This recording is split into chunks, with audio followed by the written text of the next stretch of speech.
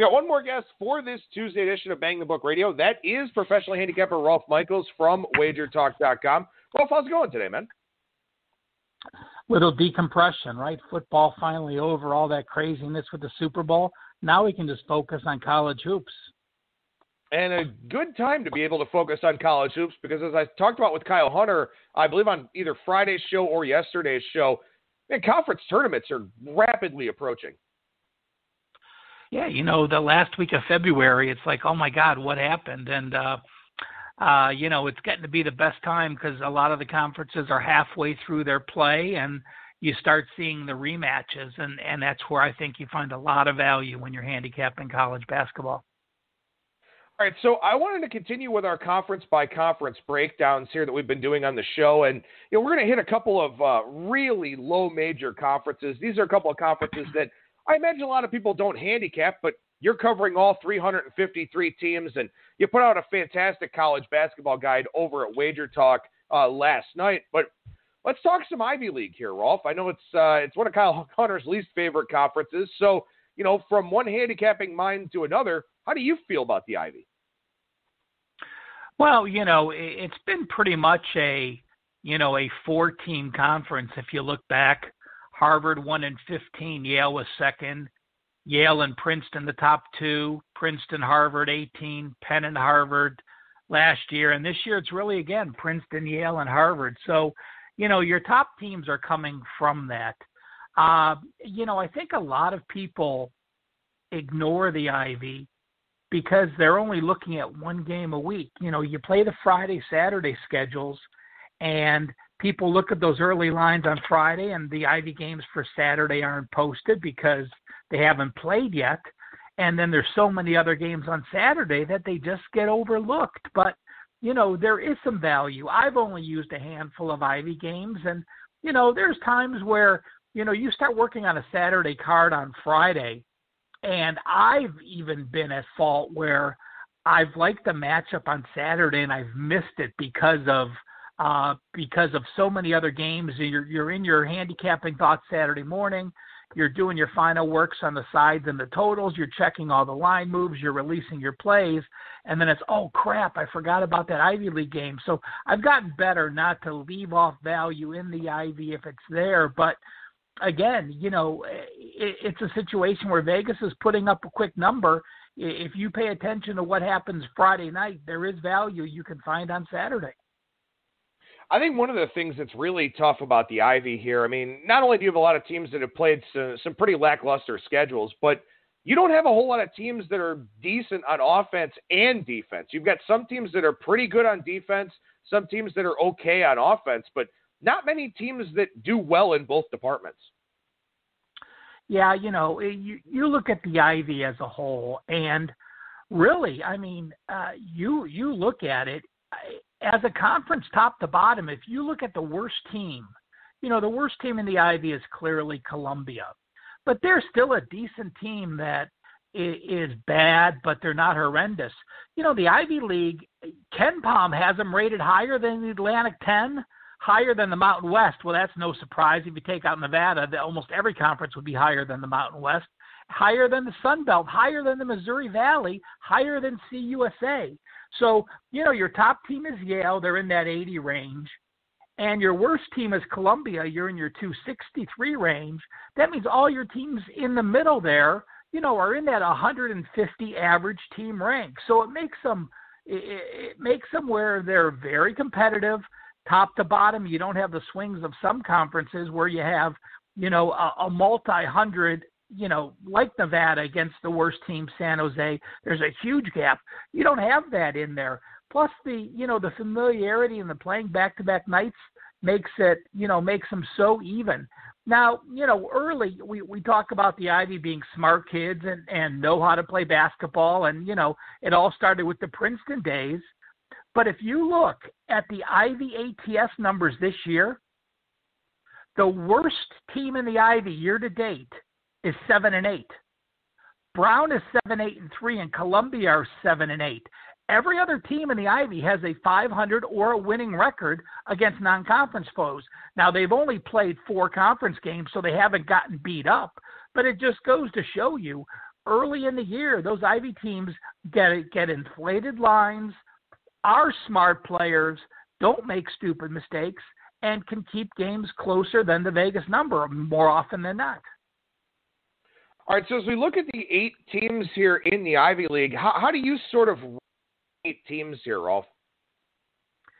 You know, I think Yale's the class of the league. And, you know, the unfortunate thing, Yale's had a couple injuries again. They still have the best player in the league in Oni, Oni, and, you know, he's a player that's back.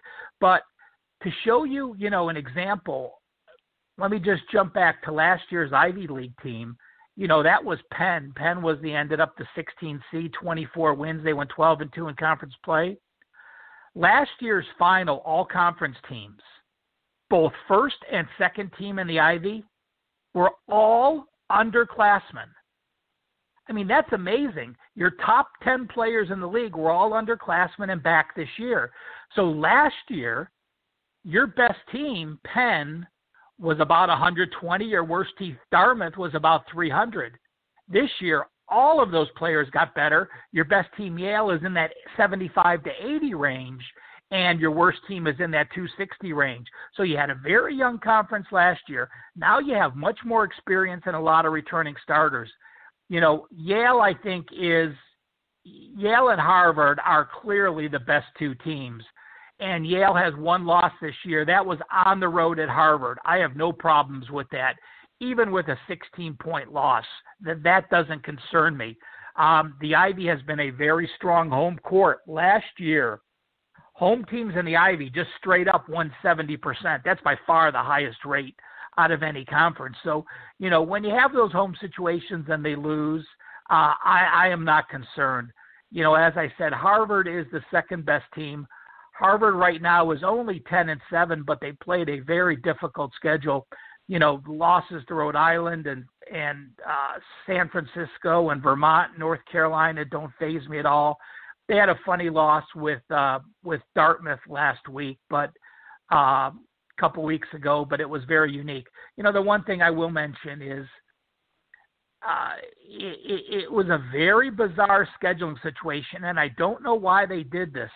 But every Ivy team, they started their conference play on January 12th, and every Ivy League team, or the 19th, played the same team the first 2 Saturdays, home and away.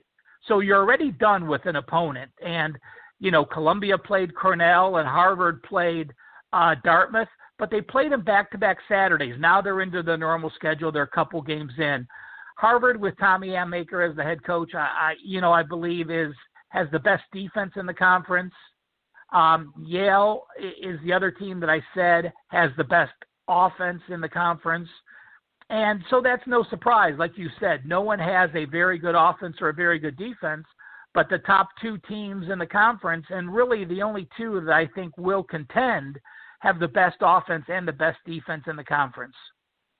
All right, so as we look past Yale and Harvard, how do you sort of structure the remaining 6 teams? I mean, you know, obviously with the Ivy League Conference Tournament, the top 4 get in. Used to just be a championship game. Now it's actually a conference tournament. The top 4 get in. So who's going to be on that 3 and 4 line, do you think, and who's going to wind up falling short? Princeton's in. You know, Princeton right now is 4-0. They've played, you know, they've beaten the 4 teams they have. They go to Yale this Friday, and I think they'll get beat pretty handily. But Princeton's 12-5 overall. You know, besides that, I would think that it's going to be old hat. I think Penn is a team that's 13-7. They're only 1-3 in conference play, but in that 1-3, they played Princeton those first 2 games. They lost on the road in overtime, and they also lost on home the next week. So, you know, you've played the only undefeated team. Both of your losses are to that. Steve Donahue always has his team ready. You know, after a 24-9 season, you're the defending champs. I think you get it done. They're a team that does start 2 freshmen, but their guards are experienced. Devin Goodman, their point guard, and Antonio Woods, their shooting guard. They're a team that I know can go on the road and pull off some wins. So, to me, it's pretty much the same as what it's been. It's going to be Princeton, Harvard, Yale, and Penn. The only other team that may have a shot in there is Dartmouth. They have one of the best players in the league in Chris Knight, their center, and he gets a lot done scoring the ball. But to me, I just think they did knock off Harvard at home. They're mediocre on offense and defense. They have some big games, but they also have some regular games where they fall back. So I think it's the old hat, and the same old four are playing the 4-game tournament. Now, obviously, as we mentioned, and this is something that the Ivy League players are accustomed to. They play the Friday, Saturday back-to-backs. Obviously, these are academic-heavy universities and colleges, so they really have to dedicate a lot of time during the week to their studies. Obviously, studies kind of come secondary at some of the other schools that are out there, but not in the Ivy League. So with the back-to-backs, I mean, obvious situational spots in this conference, or are these teams just used to it? Well, I looked it up and I pulled up some numbers, and I found something interesting. I didn't know that before I was doing the show. So you are playing back-to-backs. So you're always playing, a back-to-back home or a back-to-back away. If you're not traveling, you're staying home for both games. If you are traveling, you're traveling for both games. So the home teams that lost on Friday are, if they lost on Friday and they're a home favorite on Saturday, they're 8-2 the last 3 years. They're 11-5 the last 4 years. If they've been a home dog and they lost, they're 7-6. So home favorites in the Ivy that lost on Friday, 8-2 the last 3 years against the spread. Again, 11-5 the last 4 years. Teams that are home dogs that lost on Friday, 7-6 against the spread, 5-8 straight up. So certainly a lean with those teams. I would look for those teams that perhaps got upset in the first round. If you have one of those upset on Friday, if you have one of those 4 teams that I mentioned at the top that did lose on Friday and then you can play them on Saturday, it's something I would certainly look at as long as, nothing happened with an injury-based play. You didn't find anything about teams playing back-to-back road games, huh? Nothing actionable there? No, it really wasn't. And, as I mentioned, there's a lot of close games. You look at the road teams this year, and, as I mentioned, we're still only 4 games in, but the only road team with a negative ATS record this year is Yale, and Yale is 3-6 against the spread, and that's because they played Memphis early, they went to Vermont early, they went to Duke and lost, and then they lost at Harvard. So those are games that they lost, and it was early in the year. It was their second and third games, and they didn't have quite played to what they were going, and they had lost a couple players early that they were really counting on, including an all-conference type player, in Answer Swan.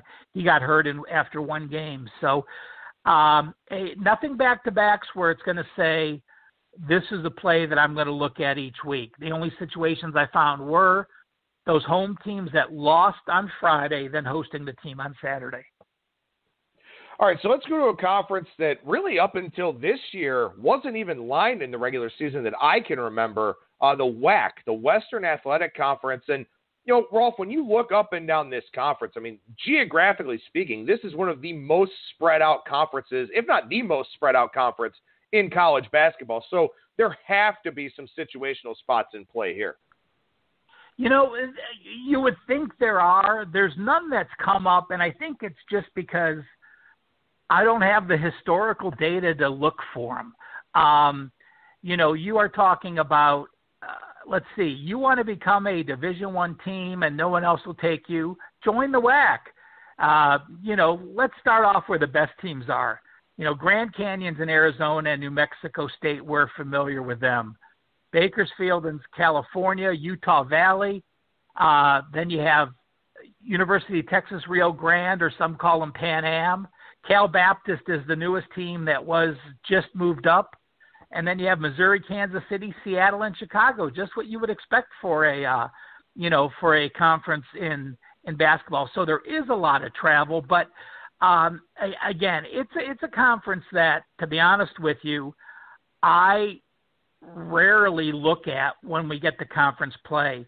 And the reason is this: the amounts that you can bet on the game are so small that it's not worth divesting my time into doing that, where a percentage of people that can get the play can't play it, and those that can only play them for a partial unit compared to the rest of the games. So, I follow them.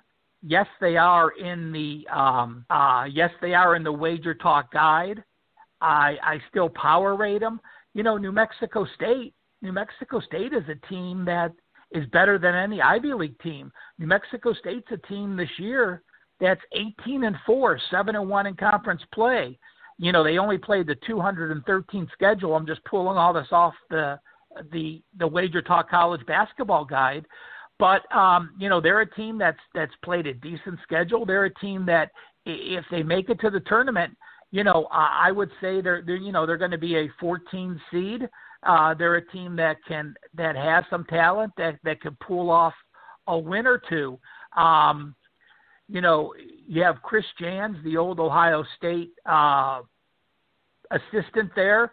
Chris Jans was at Bowling Green for 1 year, went to the WAC last year, 28-6 this year, 8-14. The other team in the conference, the only other team that really is going to challenge is Grand Canyon. Grand Canyon is a team with a top 100 offense and defense, same as New Mexico State. But they're a team that to me is just much younger. They've got a couple seniors, and when I think they'll struggle on the road down the stretch. So that's Dan Marley's team. So certainly these are coaches you've heard of. Grand Canyon was one of the fastest paced teams a few years ago. He came onto the scene and he wanted to run and get a name, and pulled some big upsets last year. But, this year their best wins are Northern Iowa and Boise State. And both of those teams are down a notch. But when you get into conference play, both New Mexico State and Grand Canyon are 7-1.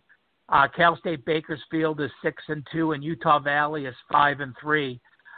The line service I do use does give you all the ATS numbers for the full season. So when if you pull down the Wager Talk guide and you're looking at these ATS numbers, it will have a line for each game. Now, again, it's very limited how many places can take them, though, and what you can find with them.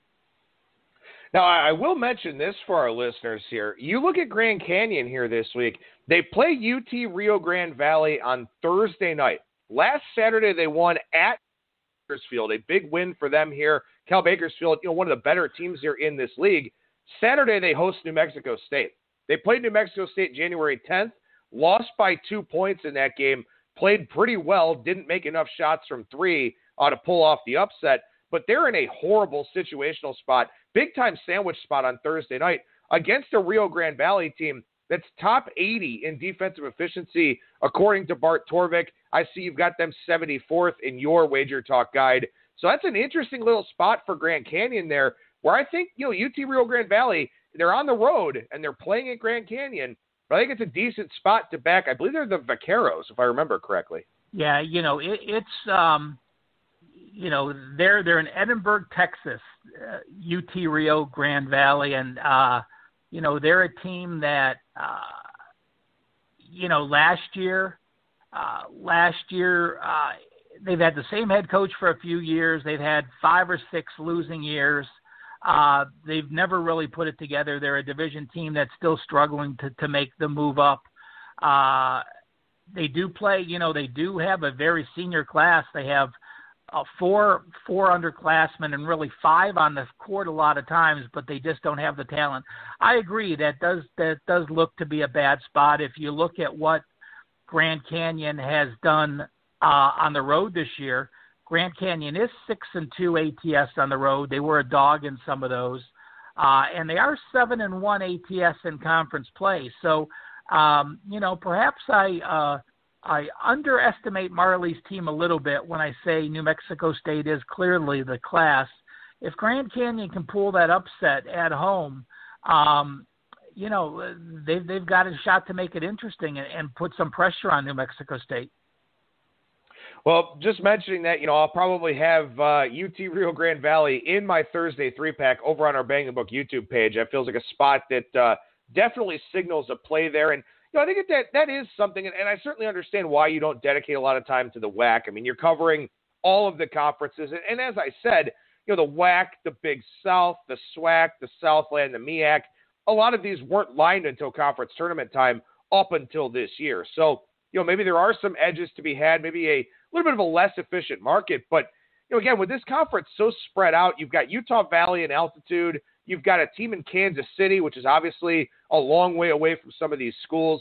Seattle's a hike. Chicago State is absolutely horrendous, but still a long trip to go to the Windy City. So maybe some of these conferences here that are lined for the first time this year could be things that listeners want to specialize in, next year and beyond.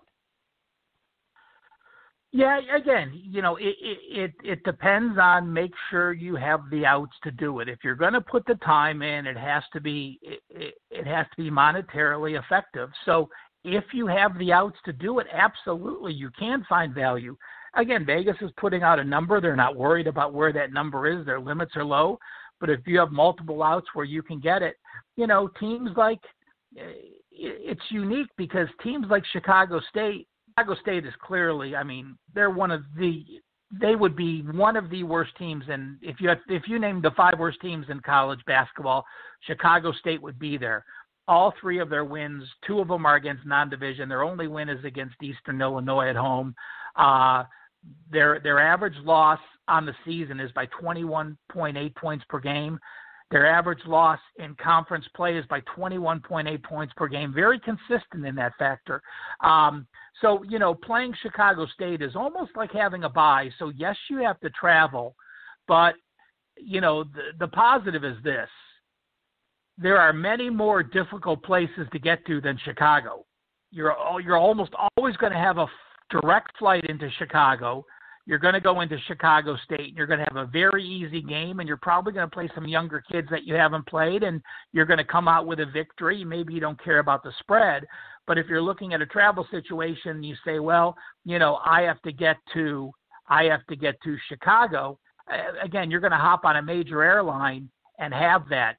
When you have to get to Orem, Utah, and play Utah Valley, that's going to be a different situation where your travel may be 10 hours versus a 3-hour flight to Chicago and then getting off the airplane and playing. So, distance always doesn't dictate how tough it is to travel to a game. It's more how accessible it is and how many hours and how many layovers and how many types of transportation changes you have to make to get there.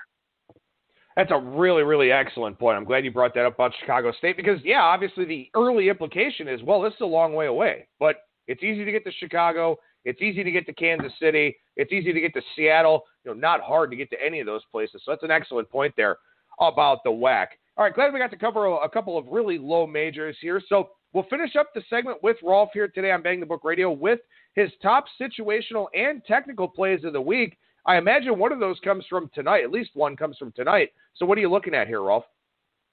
Both are tonight, and the technical play is pretty easy. It's simply one team that's playing well ATS, one team that's playing poorly ATS, and one team that has dominated the series. Akron now 1-7 ATS their last 8 games. They've shown some life here and there, but they're just really not playing that well. Toledo 10-3 ATS their last 13 games, including 6-1 ATS their last 7 at home. Toledo's dominated the series, going 6-1 straight up in ATS. So the technical play for tonight, Toledo minus the points versus Akron. I'm just curious, what happened to Akron?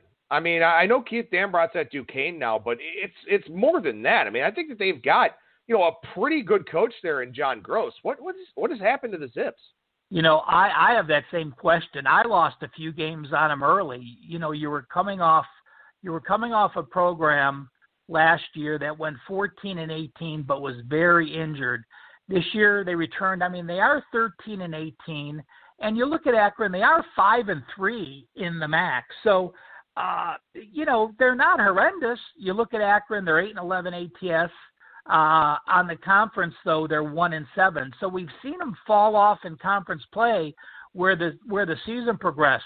It started off, they beat Western Michigan at home. Well, we know Western Michigan this year, is an absolute train wreck. They're 0-8 in conference play. They're getting outscored by 15 points per game in the conference. And then they had that. Then they went to Central Michigan, lost in overtime. Went to Northern Illinois, lost by 17, and went to Miami and lost. So you look though, they've won some games. They've beaten some poor teams recently, but they're just not getting any margin.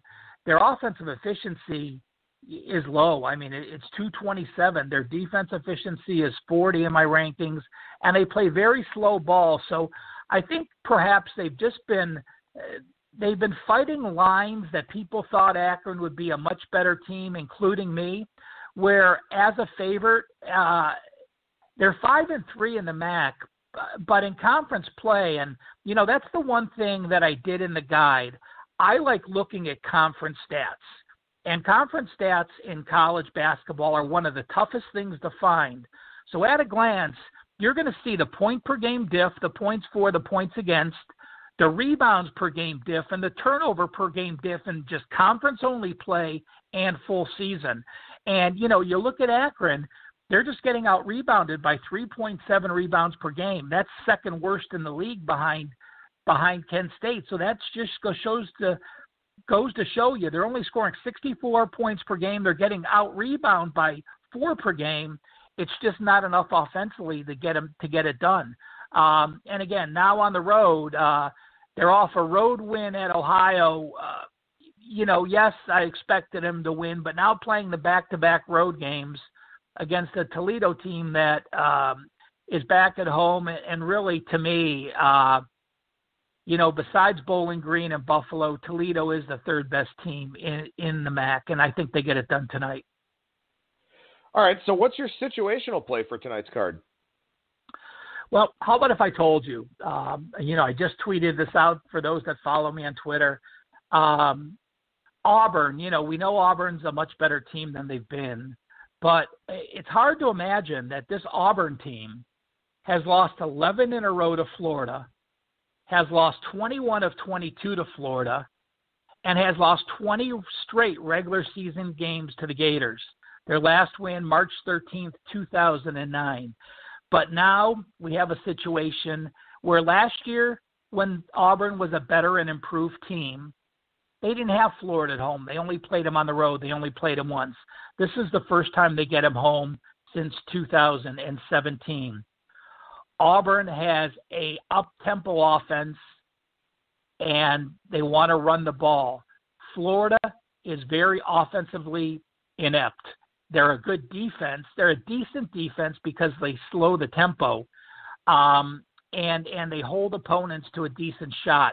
But Florida has only faced 4 other teams that are in the top 20 in offensive efficiency. They lost them all. Auburn's able to gain the tempo in this game. Auburn is now number 1 in the country in turnover percentage. Their defense is now starting to press. And they're playing a Florida team. Yes, you have Kevon Allen as a senior point guard for the Gators, but they start 3 other freshmen. You're going to see a lot of presses that they get the ball out of Allen's hands, and you're going to see a lot of freshmen turn the ball over for Florida. I think Auburn gets their revenge. You also have an Auburn team that is home for a third straight game.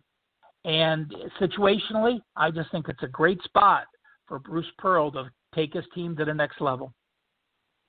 Ralph Michaels, professional handicapper over at wagertalk.com. We talked about that college basketball guide, a very, very helpful tool as we're all transitioning to full-time college basketball here with the NFL now finished off. What else is going on over at Wager Talk right now, Ralph? If they go to wagertalk.com and go to the handicappers, go to the Cal Sports page, they can get that for free. You do have to register once. You don't need a credit card. You don't need to buy anything. But once you register, then every Monday I'll be putting this guide out with updated numbers for the rest of the college basketball season. They'll be able to download it. When you're also at that page, you might as well grab the NBA stat sheet. I put out a free best bet on the NBA stat sheet. It is 7-1 the last 8. And again, those are all free if you go to the Cal Sports page and then go to the California Sports page and Handicappers, you'll find all that information.